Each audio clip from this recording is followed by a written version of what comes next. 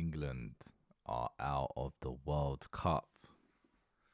They have lost to the defending champions 2-1 in as I called it, man, feisty game. You know, I feel sorry for them, man. I can't even lie. They tried, but this one was just a step too far. They took the lead.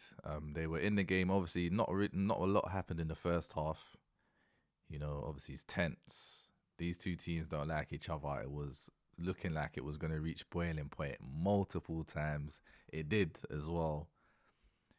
But England second half, they took the all important lead with a good goal. Morgan Rogers chosen by Tuchel today to instead of the Saka or Madueke, and great cross into Gordon, who was at the back post, went in front of the defender, got in front and buried it into the corner. And you're thinking, yo, this could happen, like England might make the final.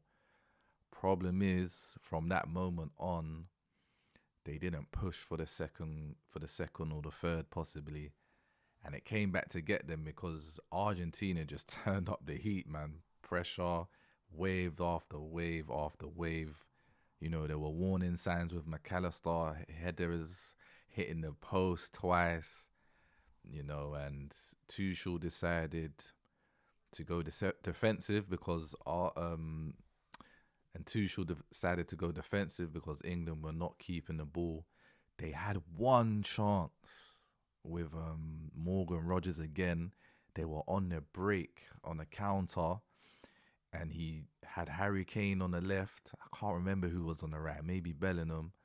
And he chose to ignore them and just went for the shot, and it got blocked. I feel like that was such a key moment. And then after that, it was backs to the wall, man. The scariest moment for me was when Declan Rice and Reece James went off within a couple of minutes. That's when the panic set in for me, because that changes your whole dynamic defensively. Rice is obviously irreplaceable, and Reece James as well, man. Solid right back. Big up Jed Spence as well. He done well. But England were holding on. Some would argue, they should have gone more positive, brought on some